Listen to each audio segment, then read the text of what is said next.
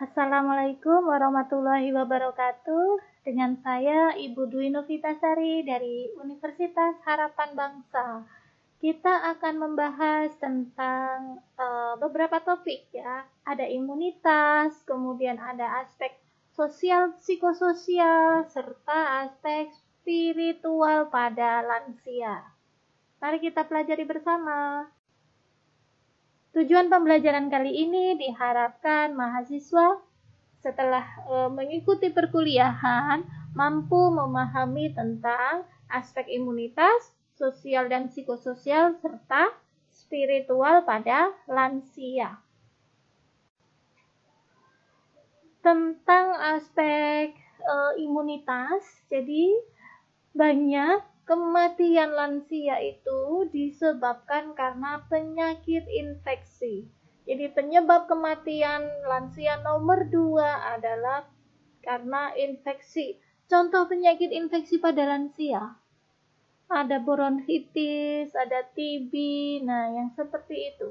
Yang menyebabkan kematian yang besar pada lansia. Ada perubahan terkait dengan banyak sistem organ karena proses degenerasi, karena proses menua. Contoh, ada perubahan di kulit. Ini kulit termasuk dari bagian sistem pertahanan tubuh. Ya. Ketika lansia mengalami penipisan pada dermisnya, juga terjadi penurunan vaskularisasi. Akibatnya bisa menyebabkan selulitis, infeksi pada jaringan kulit, ya, juga infeksi pada dekubitus. Dekubitus itu luka tekan, luka akibat imobilitas. Nah, karena ada luka itu, kemudian kulitnya terabrasi, ya, terluka, bisa timbul infeksi sekunder pada dekubitusnya. Contoh lagi di saluran pernafasan, yaitu ada perubahan penurunan fungsi dan jumlah mukosilia. Jadi mukosanya menurun, jumlah silianya dan pergerakannya menurun, serta ada penurunan refleks tub. Hal ini menyebabkan lansia kalau dia imobilitas ya pasca stroke, kemudian imobilitas bisa menyebabkan pneumonia.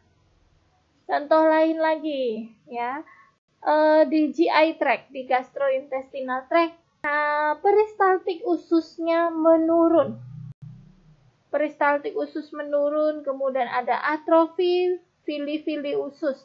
Jadi ada pengecilan dari fili, dari brush border. Ini bisa menyebabkan gastroenteritis. Yang lainnya lagi, ini banyak juga di saluran kemih. Ya, di sistem perkemihan. Jadi lansia kekurangan penurunan fungsi sphincter sehingga terjadi pengosongan vesika urinari yang tidak sempurna. Juga ada penurunan keasaman urin. Ini bisa menyebabkan ISK, infeksi saluran kemih. Ada penurunan imunitas seluler. Imunitas itu ada dua, ya, seluler dan humoral.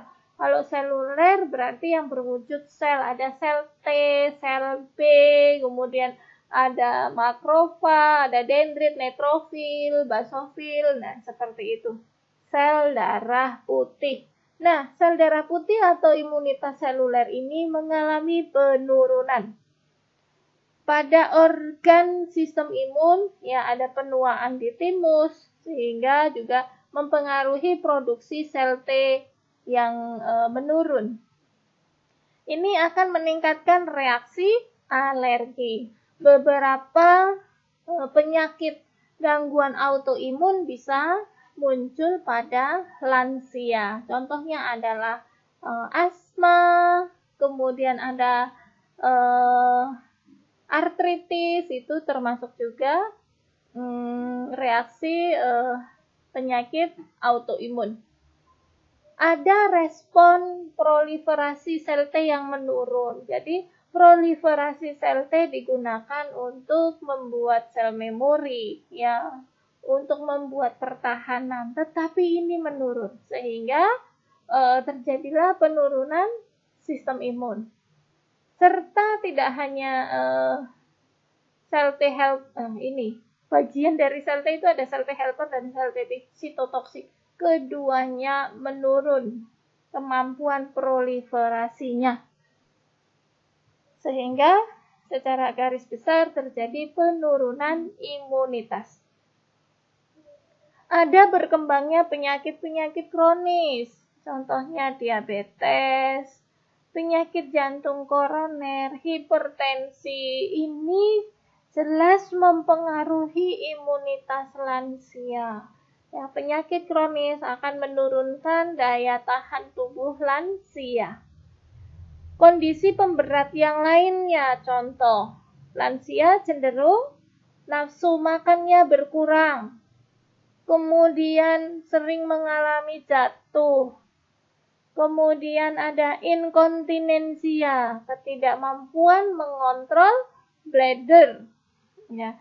Akibatnya ini akan meningkatkan risiko infeksi dan penurunan daya tahan tubuh. Ditambah hal-hal yang lainnya, contoh perokok,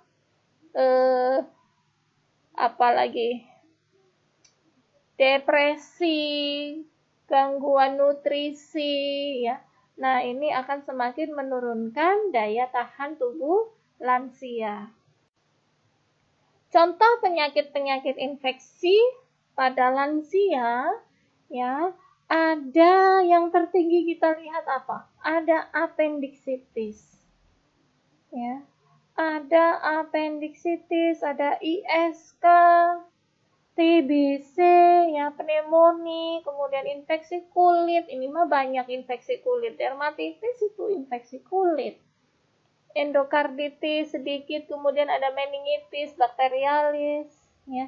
Herpes kadang, karena seringnya terkena herpes di usia yang anak-anak atau remaja. Nah, pertanyaannya, mengapa? Mengapa banyak penyakit infeksi pada lansia? Kita masih hidup di negara berkembang dengan higienitas di lingkungan yang kurang. Masih sering lihat sampah kan di jalan? Masih banyak laler ya, masih banyak kecoa dan sebagainya. Nah, begitu banyaknya penyakit-penyakit infeksi yang ada di sekitar kita. Itu jelas bisa menginfeksi lansia juga.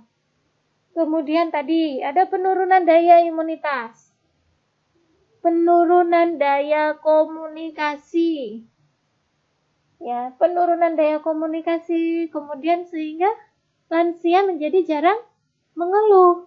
Ini juga terkait dengan faktor budaya, bahwa lansia kalau sakit, ya, tenang, tidak banyak keluhan, tidak menangis seperti anak kecil, demam dikit, rewel, semalam nggak tidur. Nah, ini berbeda dengan lansia. Kemudian, sulitnya mengenali tanda infeksi dini. Infeksi dini pada lansia sedikit berbeda. Kalau pada usia anak-anak dewasa, infeksi ada nyeri, ada demam. Kalau pada lansia bisa saja demamnya tidak timbul. Ya, nanti kita bisa bahas di belakang, ya. Bagaimana demam pada lansia tidak timbul pada awal-awal infeksi. Kemudian karena perubahan gaya hidup. Perubahan gaya hidup, contoh dulu waktu mudanya mobilitas tinggi, bekerja, begitu lansia, imobilitas, ya, jarang melakukan aktivitas olahraga. Nah, ini perubahan gaya hidup, sehingga menurunkan sistem imun, serta kondisi lingkungan yang tidak mendukung.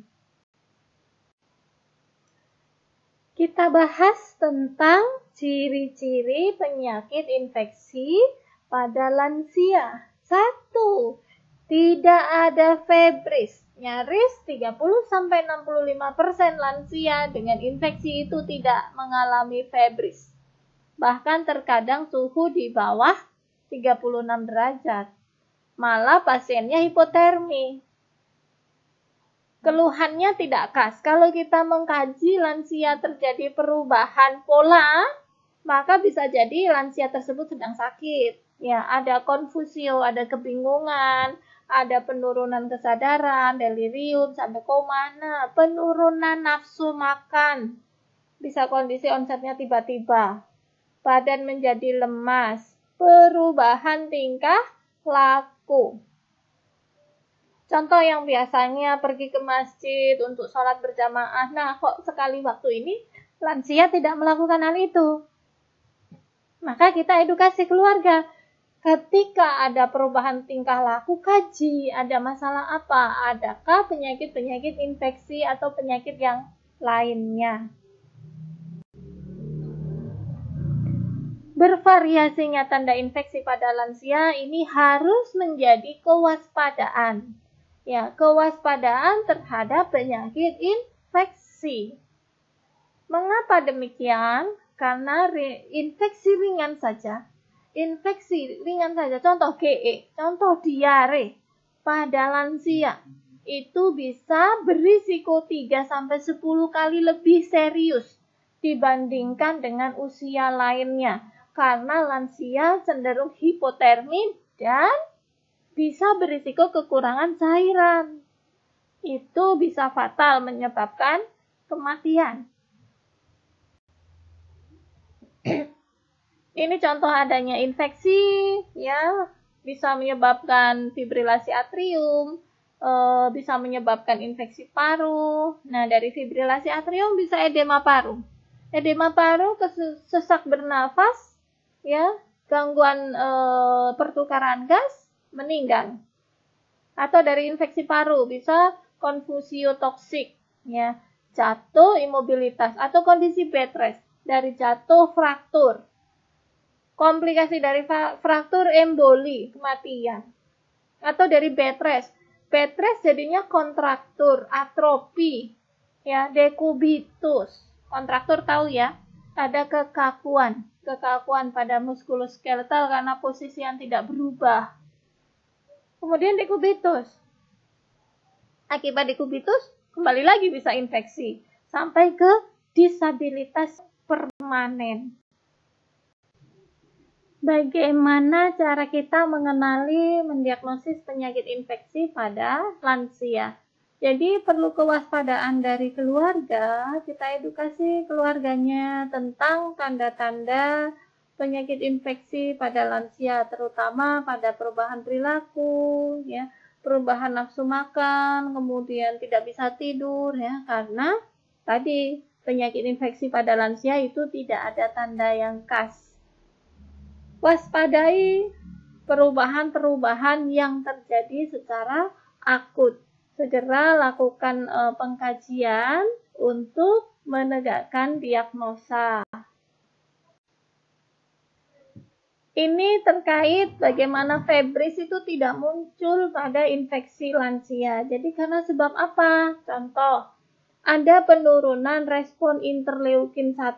Jadi IL-1 ini adalah contoh interleukin 1 itu, kemudian interleukin 6 itu termasuk sitokin. Sitokin itu mediator kimia yang dikeluarkan saat adanya infeksi oleh sistem imun. Interleukin ini digunakan untuk men-trigger, merangsang hipotalamus. Juga tumor nekrosis faktor, ya. Tumor nekrosis faktor ini juga termasuk dari sitokin. Sitokin ini gunanya untuk men-trigger hipotalamus, meningkatkan set point sehingga febris, seharusnya begitu. Tapi pada lansia interleukin 1 turun, TNF tumor nekrosis faktornya turun, juga interleukin 6-nya turun. Sehingga tidak termanifestasi febris. Saya ingatkan kembali fungsi normal dari sitokin secara umum mereka adalah agen proinflamatori, kemudian menginduksi sel endotel dan makrofag untuk memproduksi molekul adhesi, kemokin, sehingga bisa migrasi makrofag maupun neutrofil ke lokasi di luar pembuluh darah, misal di jaringan. Menstimulasi hepar untuk mensintesis reaktan fase akut sehingga timbul febris. Kriteria demam pada lansia. Kalau ini kita baca dari suhu Celcius dengan pengukuran oral, dengan termometer oral, ada hasil lebih dari 37,2 derajat setelah dilakukan pengukuran berulang-ulang. Kalau di rektal, suhunya 37,5 derajat Celcius pada pengukuran yang berulang. Bagaimana mengkaji lansia? Kita cek tentang keluhan fisiknya. Apakah ada nyeri? Ya, kemudian apakah ada batuk, gangguan tidur, diare, dan sebagainya. Ada keluhan fisik atau tidak? Kemudian riwayat penyakit yang pernah diderita, obat-obatan yang digunakan. Kadang mereka minum obat tapi tidak tahu apa kegunaannya. Mereka menggunakan obat kardiovaskuler, obat-obat anti hipertensi itu ya. Berarti dia menderita penyakit kronis. Itu menjadi kewaspadaan kita. Kemudian bagaimana riwayat lingkungan, riwayat makan dan minum sebelumnya. Bisa di-recall 24 sebelum sakit atau bisa 3 hari sebelum sakit. Kemudian pemakaian protease. Protease itu alat bantu. Contohnya apakah menggunakan katup jantung, protease sendi, kapsul sendi, lensa, kemudian pacu jantung, grafting pembuluh darah, dan lain-lainnya. Juga gigi, itu termasuk protease. Cek pemeriksaan fisik dengan lengkap, head to toe, kemudian cek juga pemeriksaan penunjang bila ada darah rutin, urin, fototora, glukosa, protein darah, ya, ureum, kreatinin, elektrolit. Ini bisa terpengaruh. Kemudian AGD bila ada sesak nafas, analisa gas darah, serta kita bisa cek EKG.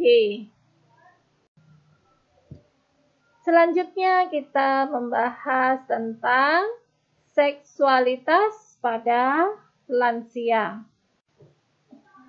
Kita bahas tentang karakteristik perkembangan seksualitas pada middle age. Middle age itu usia 45 sampai 60 tahun. Jadi baik pada laki-laki dan pada perempuan ada penurunan hormon seksual, ada penurunan estrogen, penurunan progesteron, dan ini menyebabkan wanita mengalami menopause. Dengan kondisi menopause juga akan berpengaruh dengan penyakit-penyakit metabolik kardiovaskuler terutama. Jadi akan ada peningkatan penyakit metabolik atau penyakit kardiovaskuler, hipertensi itu setelah wanita mengalami menopause. Menopause ini biasanya terjadi pada usia 40 tahun sampai 55 tahun. Kalau menopause ini terjadi lebih dari usia 55 tahun tersebut, maka ini menjadi faktor risiko terjadinya breast cancer. Pada laki-laki apakah juga ada andropause? Ada, tetapi mereka tidak terlalu signifikan ya. Penurunan hasrat ya, tetapi tidak langsung mengalami menopause seperti wanita. Laki-laki namanya andropause. Kemudian perkembangan seksualitas pada usia lanjut, yaitu lebih sama dengan 60 tahun. Masih ada ya keinginan untuk melakukan aktivitas seksual, tetapi mungkin frekuensinya akan berkurang dibandingkan waktu muda. Ada penurunan sekresi mukosa vagina pada wanita, kemudian ada penurunan ukuran, ya, atau atrofi pada brisnya. Pada laki-laki, penurunan dari jumlah semen, ya, jumlah spermanya, serta terkadang terjadi penurunan kemampuan untuk ejakulasi. Kita pahami bagaimana perkembangan seksualitas pada lansia. Ada perubahan, penurunan fungsi fisik, ya, sehingga terjadi penurunan fungsi seksual pada lansia. Pada wanita terjadi atrofi payudara, kemudian pada laki-laki untuk ejeksi membutuhkan waktu yang lebih lama. Produksi sperma juga menurun karena terjadi penurunan hormon testosteron. Bisa jadi laki-laki mengalami disfungsi seksualitas karena ketidakmampuan melakukan ejeksi atau ada ejeksi prematur. Ini bisa paling besar karena faktor psikologis, tapi bisa juga karena penyakit-penyakit, ada diabetes, kemudian ada obesitas, stroke, seperti itu bisa menyebabkan disfungsi. Untuk perempuan, rahim, ya, uterus mengalami atrofi, juga jaringan otot jaringan otot miometrium, ya, mengalami penyusutan, sehingga jelas, ya, akan sedikit sekali kemungkinan sudah klimakterium, menopause, ada atrofi dari uterus, maka kemungkinan untuk hamil akan sangat kecil. Lipatan-lipatan salur, ya, saluran pada ini tuba falopi menjadi lebih pendek, menipis, ya, menyebabkan kemampuan untuk transfer akan menghilang. Volume ovarium juga akan mengecil. Ada otot-otot di vagina akan mengalami kelemahan sehingga vagina cenderung melebar. Jaringan pada vulva itu juga menipis karena kehilangan jaringan lemak penyokongnya, sehingga bisa menyebabkan nyeri atau dispareunia saat melakukan aktivitas seksual. Yang lainnya terjadi penurunan gairah pada wanita, terjadi menopause, tidak terlalu terangsang saat ada rangsangan. Ada faktor-faktor yang mempengaruhi bagaimana ekspresi aktivitas seksual. Ada faktor fisik, ada faktor psikologis.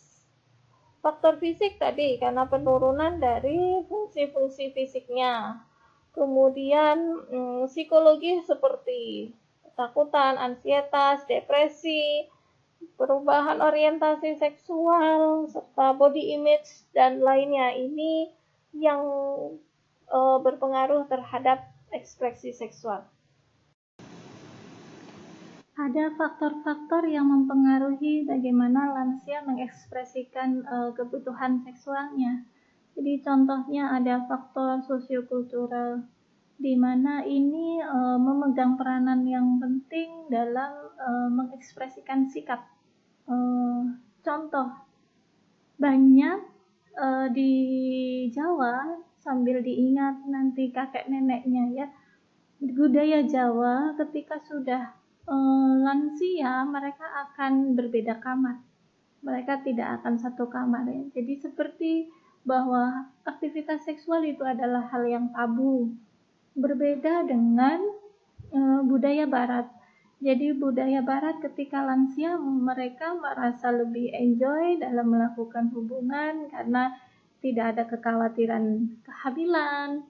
Kemudian lansia perempuannya tetap melakukan terapi sulih hormon, dan terkadang mereka malah melakukan pesiar, ya, pesiar untuk menikmati waktu-waktu berdua ketika mereka sudah tidak mengasuh anak, jadi menikmati masa-masa berdua. Ada juga lingkungan, bagaimana kondisi rumahnya, pekerjaannya, ya. Kondisi rumah ketika mereka tinggal nuclear family gitu ya, tinggal berdua saja akan kondusif. Berbeda ketika extended family. Nah, ini yang terjadi di Indonesia. Lansia tinggal bersama extended family-nya, ada lansia, ada anak-anaknya, ada cucu-cucunya, sampai ke cicit juga ada. Yang lainnya ada sepanjang kehidupannya, lifespan-nya, ya, bagaimana mereka berinteraksi bersama antara suami dan istri. Bisa saja selama masa mudanya, selama usia dewasanya, suaminya pergi bekerja di luar kota, pulang beberapa minggu sekali, mungkin malah di luar negeri, ya, pulang sekian tahun sekali. Ketika lansia mereka menua bersama pun akan ada kecanggungan, ya, ada rasa canggung gitu untuk berinteraksi seksual. Juga kondisi-kondisi menopause pada wanita. Miskonsepsi, kesalahan pengertian tentang seksual pada lansia, ya, mitos, jadi miskonsepsinya bahwa usia yang semakin bertambah akan, pada laki-laki terutama, akan menyebabkan disfungsi ereksi. Sebenarnya kondisi disfungsi tersebut terjadi bukan karena penuaannya, tetapi karena morbiditasnya. Jadi ada penyakit-penyakit penyerta. Ada penyakit penyerta dengan pengobatan-pengobatannya sehingga bisa berimbas pada kemampuan untuk ereksinya. Kita selanjutnya akan berbicara tentang dimensi psikososial pada lansia. Banyak masalah yang dihadapi oleh lansia terkait masalah psikososial. Masalah sosial saja. Mereka mengalami kemunduran fisik, sehingga mereka tidak bisa beraktivitas di luar rumah lebih jauh dibandingkan ketika waktu mudanya. Kurang pendengaran, kurang penglihatan, sehingga itu akan menyebabkan masalah-masalah sosial dengan masyarakat sekitarnya. Jadi lansia cenderung interaksi dengan masyarakat sekitar akan menurun dibandingkan pada usia dewasa. Serta juga pekerjaan. Waktu muda aktif bekerja, bertemu dengan banyak orang, ketika sudah pensiun akan menurun intensitas bertemu dengan orang lain. Muncul kecemasan dari lansia dalam menghadapi kematian. Ini adalah masalah psikologis. Ya, bagaimana persepsinya tentang kematian ini sangat besar dilandasi dari keyakinan agamanya. Bagaimana, apakah ada kehidupan setelah kematian? Apakah mereka nanti setelah meninggal akan dikuburkan, akan dikremasi? Itu tergantung dengan keyakinan agamanya.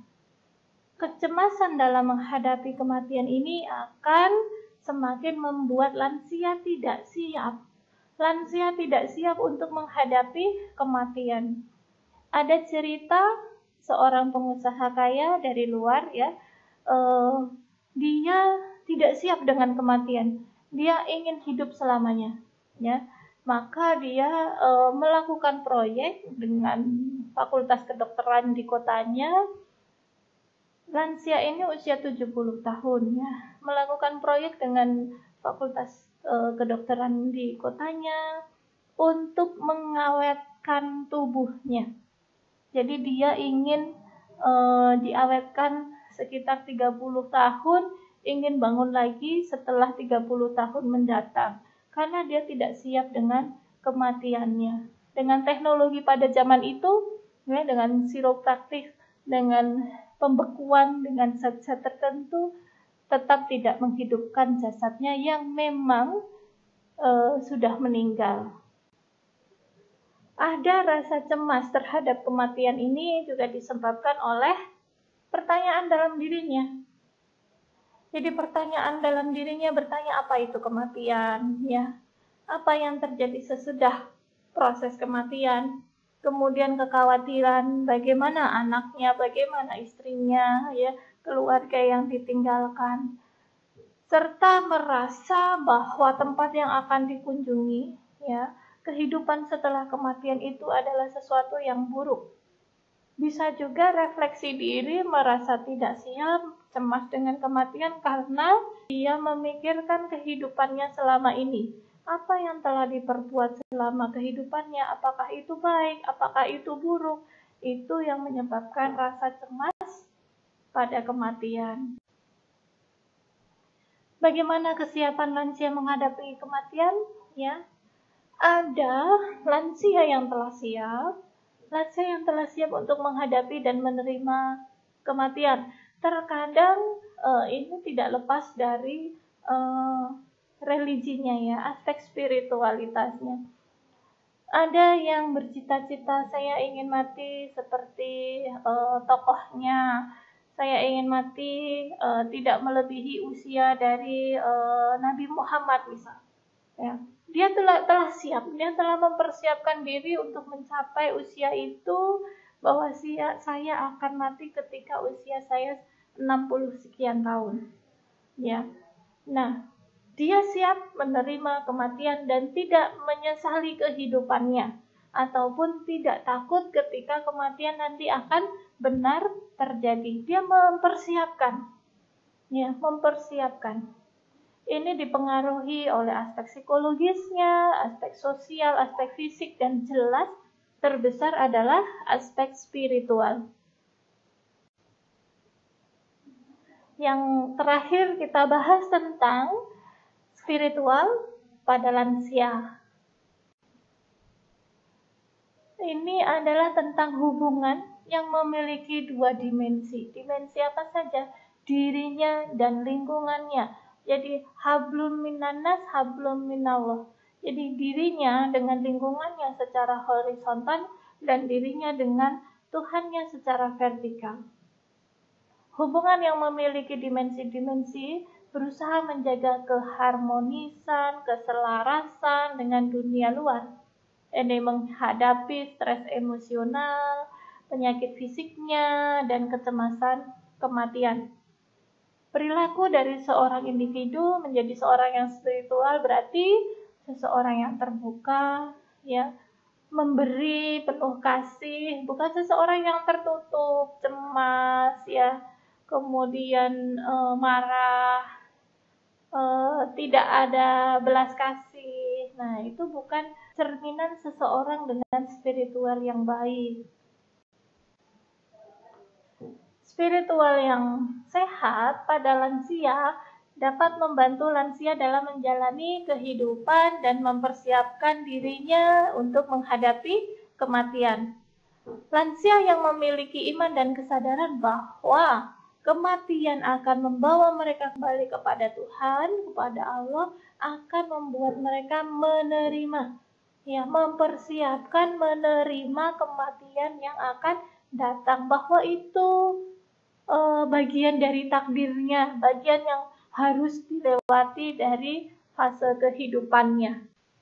Dimensi spiritual ini ada dimensi vertikal, hubungan individu dengan Tuhannya, dan dimensi horizontal, yaitu hubungan individu dengan lingkungannya, dengan dirinya sendiri, orang lain, dan lingkungan. Ini tentang hablum minallah dan hablum minannas. Terkait kebutuhan spiritual, definisinya adalah suatu kebutuhan untuk mempertahankan atau mengembalikan keyakinan dan memenuhi kewajiban agamanya, serta kebutuhan untuk mendapatkan maaf, mendapatkan pengampunan, mencintai, serta menjalin hubungan penuh rasa percaya dengan Tuhannya. Kebutuhan untuk mencari arti tujuan hidup, untuk apa dilahirkan, ya. Kebutuhan untuk mencintai dan dicintai, serta untuk memberikan maaf. Kesehatan spiritual ini adalah kemampuan seseorang dalam menjaga keharmonisannya dengan hubungannya dengan diri sendiri, kemudian dengan orang lain, alam, dan Tuhannya.